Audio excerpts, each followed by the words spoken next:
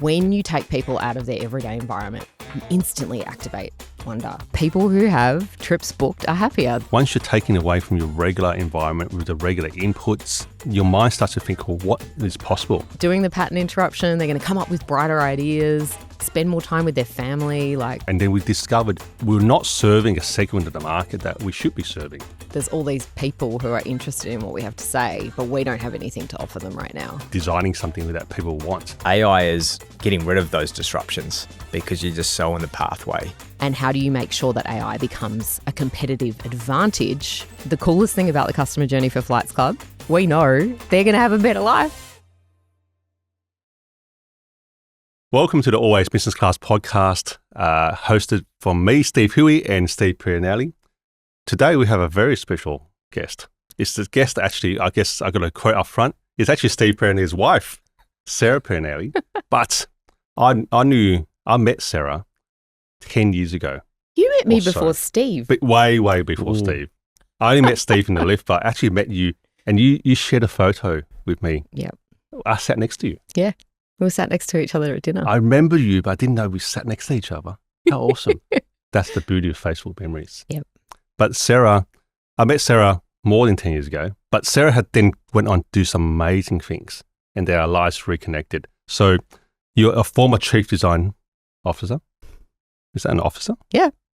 You're now an AI strategist, and we cover a bit more about how you're helping our business become more AI proficient. Love it. You're a speaker, and you're the creator of some amazing productions that I have heard wind of, but then when we cross paths, Wonder and CBA, that's just, there's so much to unpack. Actually, I'll let you talk about it. Oh, where do I start? Tell me about what makes you wonder. It's so funny because people often think, oh, wonder fluff, but actually where I got obsessed with wonder was from a technology and a neuroscience perspective. I should also say you published a couple of books. I've got my fourth on its way. The Third Intelligence, which I'm actually writing with one of my AI agents, and it's not how it sounds. I'm not using AI to write a book. I'm writing a book co-author. With AI as a co-author, yes. So it actually has a total point of view, and we're developing the Third Intelligence. It's super cool. But yeah, wonder for me, it was a challenge. How do you help people be more curious without it sounding fluffy? And so for me, wonder is a practice. It's actually a discipline. And my book is pretty nerdy. Like, it's not just like, oh, rainbows and unicorn. It's like, what is the neuroscience of awe? And how can we think more deeply and more consciously and encourage the practice of wonder to have a better life? Give us an example. So therefore, listeners go, what is this? So going back to the CommBank days, I was actually like the first person with innovation in my job title. They had to go to HR and get it added to PeopleSoft, which was like the tool at the time. They were like, oh, we have to add a new job type because Sarah's going to be this innovation program manager. I'd asked them if I could be the chief of wonder, and they were like, Sarah, that's ridiculous. So we settled on program manager of innovation. But effectively, my job was to create a culture of innovation and do that using both technology and programs and all sorts of really cool things. So yeah, like wonder for me is the practice of helping people be more curious. And the reason that's beneficial in business is because everyone just gets into go mode and they miss all the wonder, but they always miss like opportunities and ideas and a better way because they don't ask enough questions. And the better way sometimes is all in their head, but they just have not. It's like the synapses are not sort of connected up. Yes. Or you haven't given it a chance to connect. Yes. It feels like a full circle moment here. It's like, it feels wrong to have a coffee and not a glass of Pinot because this all started, Jeepers, a couple of years ago with Monday Night Club, which was, I was kind of in the corner. It was just these two geeking out about psychology and customer journeys and AI and everything like that. But it hit full circle for Wonder and Wander sitting at the table across the path. But I have a question around how has the transition from big business innovation, Wonder, you're talking about AI like 15 years ago. Yeah. I know we talk about it a lot over the last like 7 years. Yeah. But taking what you learned in big business, the challenges, the successes, and wonder, and what you created at Wired for Wonder, to moving it across into small business. Yeah. And he's like saying that and at the same time knowing both sides of my answer. So like he's been living with me through this transition. It's been super frustrating. So when you're in a a billion-dollar business, multi-billion-dollar business, and you have millions of customers, your problems are different. You are looking at retaining customers. Obviously, customer acquisition is important, but like your retention is really important. Your customer journey is different than, a startup. And a startup is like, I'm just trying to get customers and prove my product out, and I'm trying to grow as quickly as I can so that I can, prove my business is a business. Yeah. And everything in between. I think the thing for me is, and this has had to be a practice, it's coming back to wonder and curiosity, because when you just stay in the space of like only big business or only small business, you're missing everything in between. So I love business. I love the art of business. I love the wonder of business. And I love getting curious about what is the problem that your business solves, and how can you be the best you possibly can be with what also is unique about your business. So Steve knows I've had lots of frustration going from really, really big business with really, really big problems to smaller businesses with different problems. But the challenge and the excitement for me was actually just learning to fall in love with a problem, no matter how big or small it is. Any problem is any problem. in time, right? Yeah. And you, in a way, you've been dealing with AI in the past in some way, but probably not as the AI that we all know today, right? Yeah. Maybe give us a snapshot about the board tables of Wired for Wonder, which at its time, and when we met, was truly groundbreaking, the South by Southwest of Australia. Yeah. And really getting people to think differently, both from inside a big org to outside. And that's where AI, you're first introduced to it. Yeah, so I was first introduced to AI through innovation at CommBank. We were looking at ways to innovate our customer experience. We wanted to be the best in the world. We wanted to create the best customer experiences. And so naturally, you're looking at technology as an enabler. And some of the technologies we looked at included machine learning. They included predictive analysis. They included various kind of pieces of technology. We invested in the first quantum computer in Australia, and then got to go and actually get Professor Michelle, who was actually involved in building that, to come and speak to our people. So at first it was like this abstract concept, and I think a lot of people are almost there now, right? So like 15 years ago when I first heard of AI, artificial intelligence, for me the way I made sense of it was, well, that's like machine learning but smarter.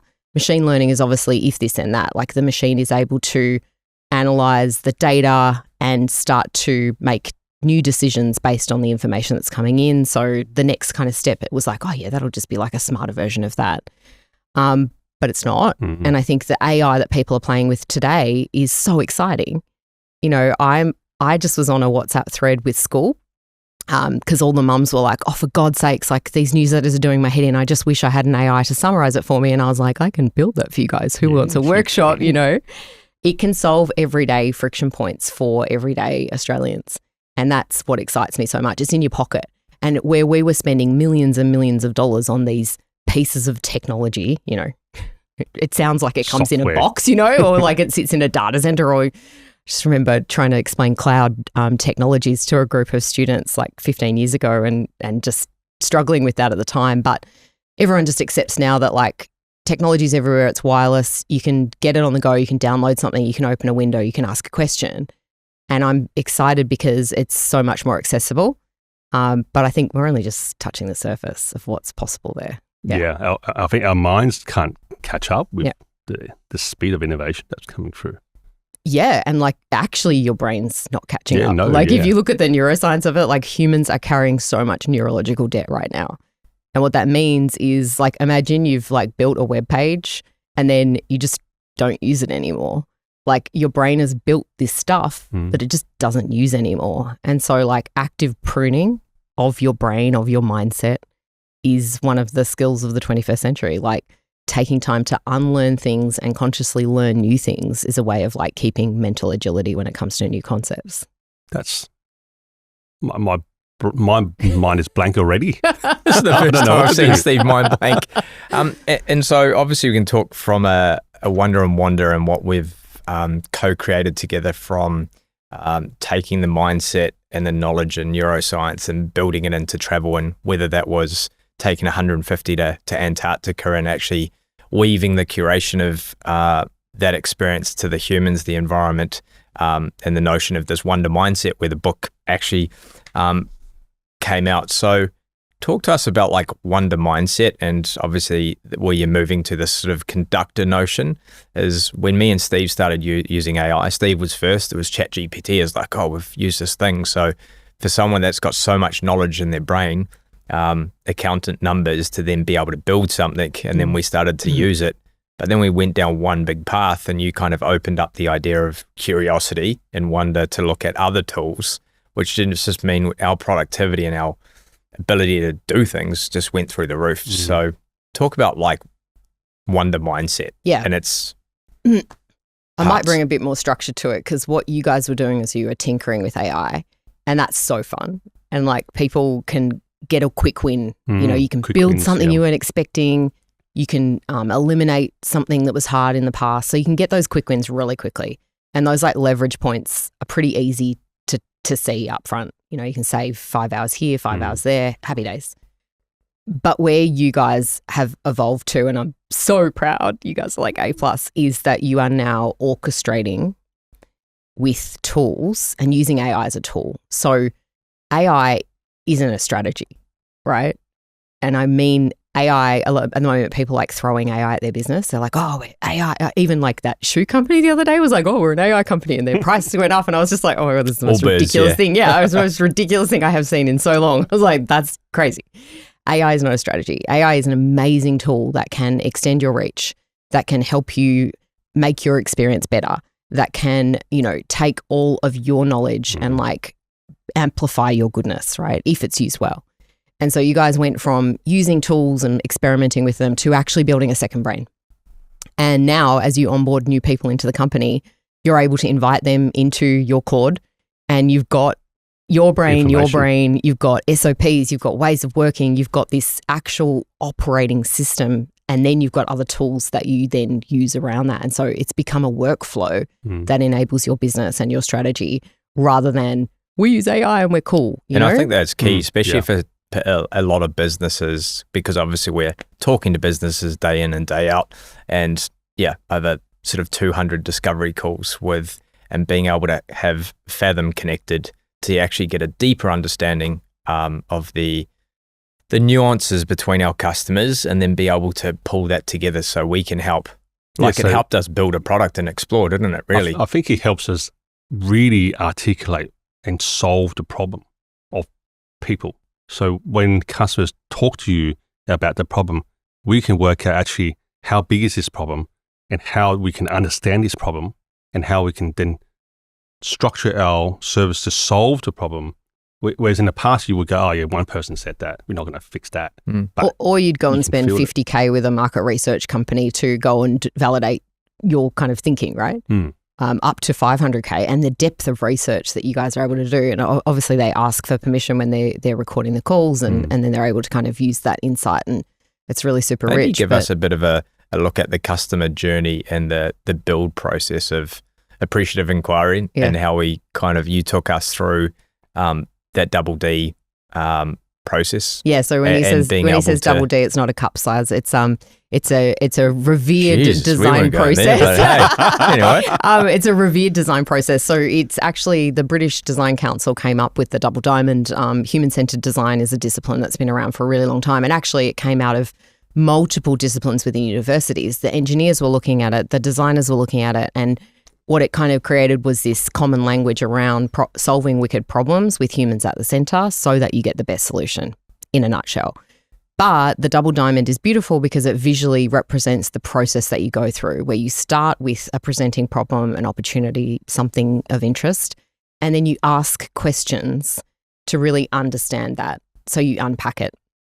And for me, like the wonder mindset really was like, how do you open Pandora's box with a safe place to land? Because when you open Pandora's box, like the age-old tale says, like Which shit, was kind shit of goes wild, right? Like You things can't go close it, everywhere. right? And so how do you then bring it back in? So the design process actually gives you the opportunity to create choices by asking questions, by getting curious, by looking at artifacts, by understanding customer, by getting into the depth, and then make choices by actually getting insight and understanding and depth, and then framing what is the actual problem that I'm trying to solve? What is this solution that I'm trying to build? And then you go through the same process And again. we had that moment like 6 months ago, didn't we, Steve, when we got a great partner, All-Core Plus Explorer, another plug to them. But our sort of job or what we wanted to do is educate more people around points. And we had over 2,000 people show up. Maybe Yes, you kind of run to through a that. webinar. Yeah, we had. And how quick we went through from learning to developing a new product with the help of the double D process and also AI. Like we could build something in 3 months for the Explorer. Well, even at the time, so we, through our partner, All-Core Plus Explorer, which we'll talk about in a sec, we did a webinar about points. 2,500 people registered. We had asked them a few questions about, what position they are, how many points they've got, how many business flights they've taken, what their business expenses were. And 1,500 people showed up in the webinar, and it was a 60-minute webinar that went for 75 minutes. And people were still there. Hey, I was happy to keep chatting, but I think we had to let people go because otherwise people would be hungry. It was a PM session. So what we learned from there, actually AI was still like, basically every week AI is improving. So everyone who's listening to now, AI's probably have improved or doubled in whatever way. Absolutely. But we sort of like put all those questions AI, and then we discovered we were not serving a segment of the market that we should be serving. So we were always featuring about 1 million plus turnover because we knew that you needed to spend to earn the points equals flights. But there's a huge segment of the market which also deserves to fly business class that were under $1 million turnover. So through that, that's how we actually developed Explore. Our Well, it's kind of two products if we can kind of play the Explorer out, but we also had 40% of people on that call that weren't business owners. Yeah. Yes, that too. Then we're like, we're only serving half the audience here. We need to, and that's and where look at the lights coming on, and the lights were coming on for you guys going, oh wow, like hang on a second, there's all these people who are interested in what we have to say, but we don't have anything to offer them right now. And the magic should be you always should be designing something that people want rather than design something and say have it. And that is the magic of human-centered design, right? Like when you actually, and there's the two schools of thoughts in innovation. You know, there's the old Henry Ford, which is if I asked people what they wanted, they would have told me they wanted a faster horse. Yeah.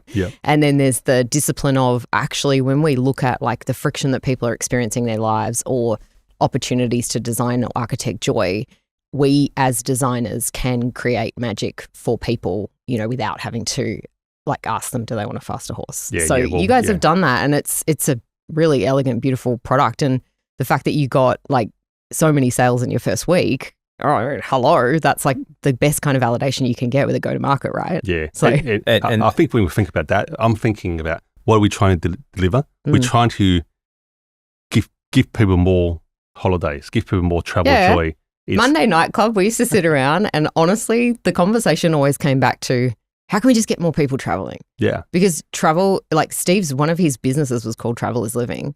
Part of what absolutely like we bonded over when we met was like, when you take people out of their everyday environment, whether that's to Fiji or Antarctica or wherever it is, you instantly activate wonder and awe.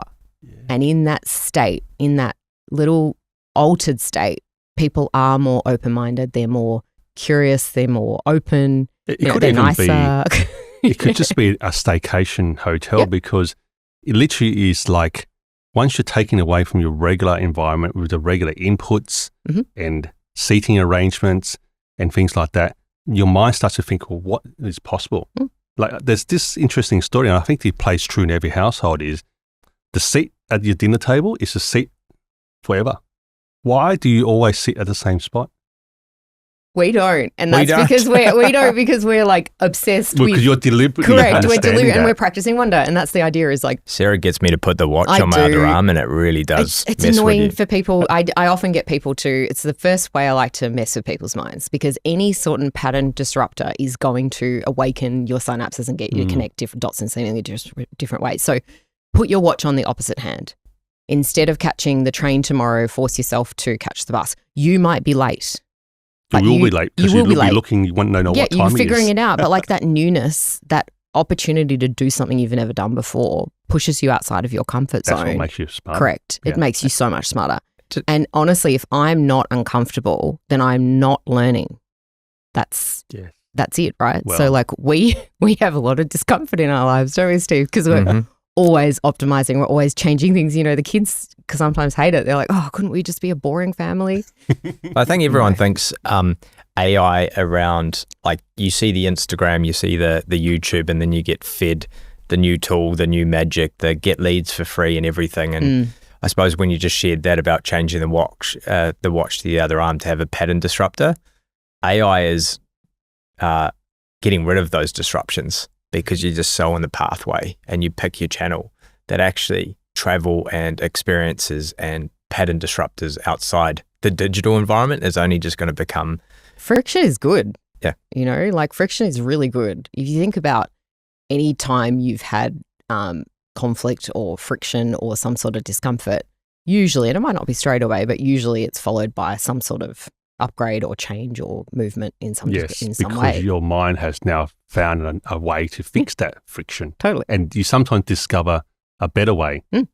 So even sometimes on holidays, well, I remember sort of before Google Maps sort of like now, you can sort of say Google Maps is good and Google Maps is bad because once Google Maps is good because it tells you where to go, but it's bad because it tells you where to go. I was thinking this the other day.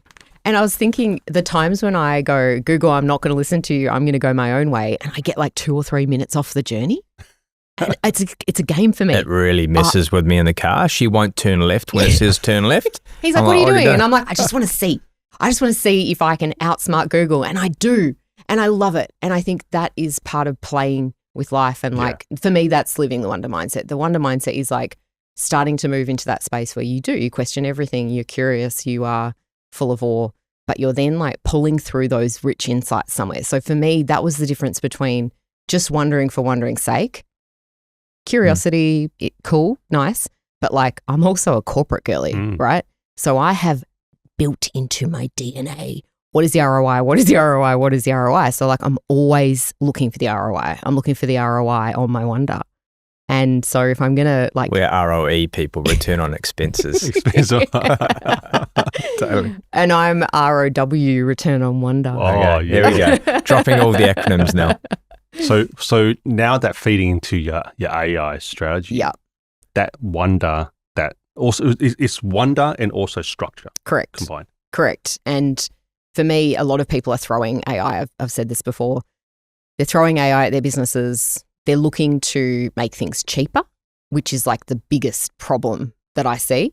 You're not necessarily going to make things cheaper using AI. AI is expensive infrastructure. As soon as you do it properly and you put it into your business properly, you're going to have to pay for it. Like, you know this, tokens. every day, tokens. And people kind of don't expect that because they've played with a GPT or a Claude and they've paid $30 a month. And so they think, oh my God, this is amazing. Anytime you go to scale anything, it's going to cost you. So like be aware of that. But think about what is the actual experience I'm trying to create and then what is the right tool usage. Yeah. Because... And what is the right tool? And I think a lot of people, even sitting on a plane coming back yesterday from Auckland next to a Gen Z and never heard of Manus or Claude or any of these other LLMs. And again, you kind of opened up our curiosity and we come to the conductor side of things and AI is an orchestra. Yes. And it's just the orchestra is going from a 1-piece to a 2-piece to a 16-piece to it's a lot of people who are doing a great job on the corner of the street with one guitar, you know, but like then you actually say to them, well, let's add in some other music and let's see what you can create. And the idea for me, I love empowering people as a conductor. I'm actually not a very musical person, so this is weird that this is my analogy, but I just picture someone with a wand and all the music, Whole band. all instruments in the world. Whole And band. you've got the composition, your strategy, your vision, what you want to achieve. And it's up to you to choose where you bring in what instrument to then bring that to life in a way that's going to please your customers. And I Your think customers are the audience, right? Yes. I If you think when- please your customers, your business will grow. And Yeah. everything flows from that. And I You'll think, get a standing ovation. Yeah. I think when we brought Sarah in too, because me and Steve, it was hyper growth, and it was Flights Club was awesome. Steve for 12 years built this amazing foundation of trust and authority and 6,000 really happy customers to then go, oh, we found this magic tool, and me and Steve were beavering away with AI and GPT, and then we're like, oh, here's a new sparkly tool, and it was just stuff everywhere. Yeah. And then we're like, oh, we need to bring some structure to this, and that's what you came in to kind of go, how do we actually bring some harmony and build the customer journey and use the right tools, and here we are now. And catch the good stuff you were creating, because a lot of people are in this state of like creating amazing things. Where's it going? Like, where are you putting it? Put it in a second brain. You know, make it something that's repeatable and accessible and usable for the team. So Yeah, reuse rather than throw out. Yeah. I sort of feel like it's like a messy room. Yeah. It's like, well, actually my room is super messy, normally clean now, but it is like you have bit here, bit here, bit here. Yeah. And some people like that. Yeah. But some people like a very clean room, structured. I can imagine your room would be very clean and structured. Actually, it depends, doesn't it? Steve knows. We can talk about losing your face. That's women aren't always tidy, and that's okay. yes, that's okay. and talk about a second brain. You just drop that then, and we talk about like an operating system. Yes. We talk about travel operating system, and that's whether that's Flights Club, House of Points, and the apps that sit on the operating system. Yeah. What is an AI operating system? Yeah. And how do you not lose sight of it becoming human? We're very human-centered. Yeah, human-centered, yeah. Yeah. I'll talk smaller business for a second, because I actually think small to medium businesses and AI are the biggest opportunity right now. I'm so excited for small to medium businesses because they can get the benefits of what is really like advanced technology for a fraction of the cost. Subsidized, I believe. Yeah, really heavily. And so, but they can also mimic the excellence, the process excellence, the, intelligence effectively of a large organization by doing a few small things up front as they scale. So the first is choose a project management tool, whether it is Asana or ClickUp or Notion or Monday or whatever it is. I don't actually care, and I'm so agnostic. I'm obsessed with Notion. They should sponsor me. I don't ever tell people to use Notion though, because for me, I can put, it's like we've got 5 kids. When we're feeding our 5 kids, I could prescribe the meal. And there's 2 types of parents, by the way. There's the parents that will be listening to this going, well, I make them eat what I put in front of them. And I'm like, you obviously don't have neurodiverse children. We do. So I'm not just going to put a meal in front of them, because then I'm going to have one going like, that's too much sauce and that's too much this and that. So instead we put like a platter in front of them and we go, okay, you need to choose 2 vegetables and you need to choose some protein and you need to choose something. Otherwise there's no dessert. So they go in and they choose and they all eat perfectly, right? Oh, their choice options. Correct. Fantastic. Same with a business, right? So I'm going to tell you, here are the project management tools. Choose one. You have to have a project management tool. Pick one from this list. Then you're going to choose an everyday LLM. Again, I don't care if you're using Grok or Claude or whatever, like choose one. If you are a business doing over $3 million, make sure you're paying for the enterprise level, because you have to worry about privacy data in a different way than a small business. Yes. Choose one, right? So it's like this platter of tools that you get to actually select from. And when you put them together in a way that's meaningful for your business, you can create something really magical. And so you guys have created a second brain, not only in Claude, but also ClickUp. And your second brain includes lots of your wisdom, because you've talked to the AI tools, right? We've really distilled, like, how does Steve think? How does he talk? How does he problem solve? Not so that we can clone you. I love it. I don't have to sit by the beach one day. Right. You got to just go on a 12-day cruise, didn't you? Yeah. And like that was partially enabled with a growing team. Enable. Yeah. Right. Which doesn't happen for a lot of businesses when they're scaling. They're like, I can't go away. We've got all these products launching. We've got all this stuff happening. I'm holding everything inside of me. And so therefore I can't be away from this thing while it's incubating. You've been able to go away. Maybe we can talk about, 10 minutes to wrap this magic up, is 12 days. Like, actually, our biggest two growth, like little stints, has been Steve on a cruise in Japan.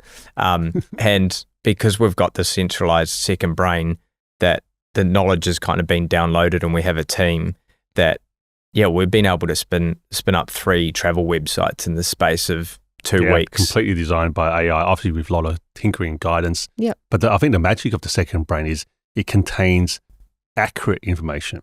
So therefore, it's not like AI just making stuff up. Correct. It's drawing from a source of information where it's accurate. So therefore, it can be replayed in multiple different ways. But still, the key thing for me is with points and flights, it's all about accuracy. You can't quote random numbers. Yeah. And that's what AI And was. AI will hallucinate. Problem, and, big businesses avoid this by having RAG.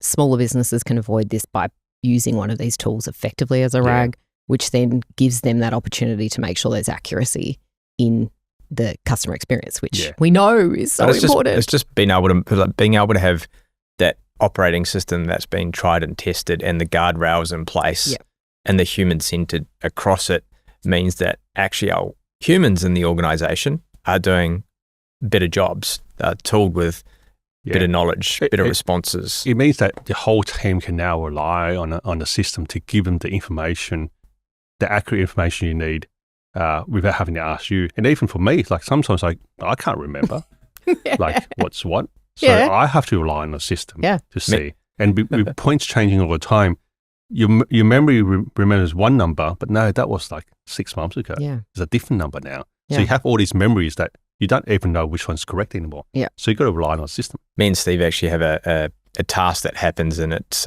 and Sarah actually. So I think it's really important that we're talking AI business, but actually it's helped transform me and Sarah's life next level, because 5 kids, 2 countries, co-parenting, calendars, everything else. We actually have built the coolest family dashboard ever. Yeah, totally. You should talk about I could nerd out about this for years, right? Because hashtag Notion, but we know exactly where the kids are, when things are coming up, and that sort of stuff. So what we've been able to learn to implement into the business, we've kind of taken it into the life. Perfect. And our kids are using AI as we don't. So I'm teaching the kids talk to about use the AI family for sure. OS as we family OS wrap things up, and how that's helped us travel and live.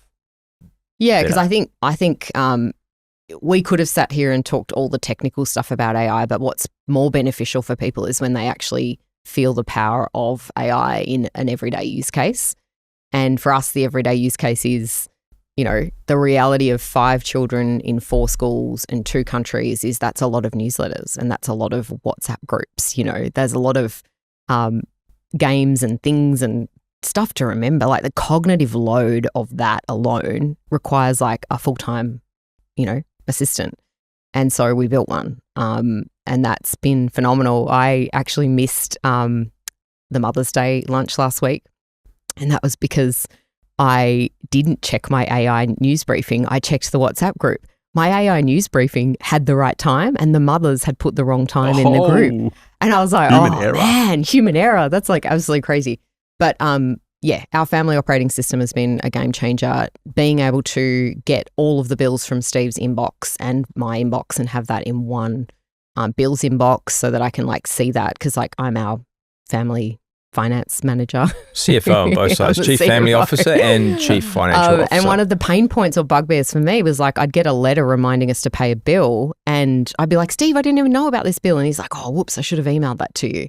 So I just set up a simple agent within Notion to basically go and scrape his inbox for the bills on an ongoing basis, and that has just removed friction in our household. And I think that that's really exciting for me, is like how people can use everyday AI to solve little problems, to create capacity, to reduce cognitive load, and to give people an opportunity to be then more creative and more present in their business and their lives. And I actually asked my AI on the way in here, I was like, I just don't feel like I'm playing with my kids enough at the moment. And it was like, the thing you got to remember, Sarah, is that you would rather do a keynote than sit on the floor and play Unicorn Shopmaker for 45 minutes. But abandoning yourself into unstructured play is wonder. And I was like, I've just been schooled by my AI and reminded of my philosophy, and it just hit me so hard. I was like, yeah, you're right. Okay, I'll So I think that like AI to be able How to amazing that you built that. buy back your time, like buy back your time actually in your company to help you do the stuff on why you got into building a business, not to buy yourself a job. And it's, I think as well for us with where we're going with Flights Club and House of Points is AI is going to be able to 10x the way we actually help and support people, whether that's finding flights, whether it's queuing people, the ability to nudge people to continue to stay the path to create that travel freedom. And So just enjoy life. Like the whole family OS, I think your family could be the only family that has one. Like I've never heard of any other, any other we now family. help others, which is kind of fun. But people do. They just, people actually have a manual or we talk about the digital versus what was the old analog. People have got analog systems. And so I love being able to bring consciousness to that and go, well, you've already got a system. You've got notes on the fridge. You've got a calendar of some description. There's some sort of system that exists there. How do you digitize that? How do you take that into an online version of that? And make it reliable, because otherwise all I hear is family is chaos. Yeah. If you can solve that chaos, then everything improves. Everything gets better. Exactly. and the simple check-ins and co-pilot, like if we can, we're so lucky that we're in the space of AI being able to be the ultimate co-pilot, pilot by trade. It's co-pilot in business, co-pilot in AI and life, I think is hugely powerful. I only got a couple more minutes, but what does wonder and travel go hand in hand with what you've experienced, whether that's in Antarctica, the exploration you kind of done in travel to kind of, hey, that's when you wrote your book as well. What literally came to my mind was I'm so sad that businesses aren't doing more company retreats and traveling more, because that's where they actually do the pattern interrupt and get their best out of their people. If I was redesigning work entirely, I would basically host like 4 epic like retreats a year, get everyone together, get everyone to come up with like the strategy, the vision, the plan, and then go and work from home and deliver it. Like there's a totally different way of working that would really play to the strengths of using wonder as a strategy and like actually activating curiosity and getting people lit up and then setting them free to go and like achieve that. So I mean, travel is the ultimate, like every time you pick up a magazine, it's like the wonder of. Of course, like there's so much wonder in travel. Like you're in a different environment. So like the novelty detection is like firing, right? You're in a new environment, your brain's going to be lit up, like dopamine, even if it's just a staycation to your point. Yeah. Because it is a new environment. So there is so much wonder in travel. And I think the most exciting thing is you guys reintroduce the wonder of travel to people who are busy. And they're telling themselves a story about, I'll do that later. I'm too busy. I'll do that later. I don't have time. I'm always like, oh, don't tell yourself that story. We need a time abundance mindset. Yes. Let's make time. Make time. Make it happen. Let's create time. Trip. Yeah, book the trip. Yeah. And we know that people who have trips booked are happier. There's amazing science around it. And the coolest thing about the customer journey for Flights Club is all we really need to do is get them in the door and get them to be a member, because then we know they're going to have a better life, because they're all going to travel more and they're all going to have better time. They're going to be doing the pattern interruption. They're going to come up with brighter ideas, spend more time with their family. Because the two things that we know for a fact is if you have a trip booked in your calendar, you're happier. And when you come back from the trip, you're happier. So basically, you're happier before and you're happier after. Yeah. It's just the in-between bit you're going to manage. Yeah. With a great family OS, you can manage that. Yes, it makes it so much easier. As we wraps things up, what's one challenge or action people can take off the back of this when it comes to the wonder mindset or AI, both in business and life? Yeah, I think for me, please don't use AI as a strategy. AI is part of your strategy. It is a tool in your makeup bag, I would say to women, or like golf bag for men. Like, don't rely on this one shiny thing as the answer to everything. Map your journey, deeply know your why. Like, have that imprinted in your soul.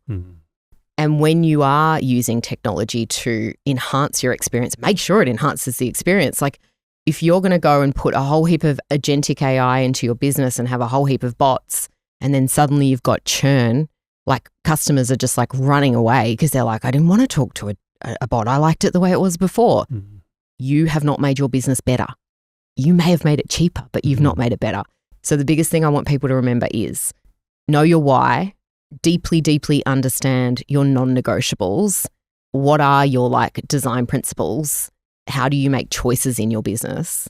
And how do you make sure that AI becomes a competitive advantage rather than something that actually threatens your own thing that you set out to create? Oh, wow. So powerful. So powerful. Thank you. Thank you, Thanks for Sarah. having me, guys. Thanks That so was much. such a great, my mind is full. Now we've got to go prune it, Yeah. make space for new things. Thanks, Thank you. Sarah. Thanks, Appreciate Sarah. it. Thanks, guys.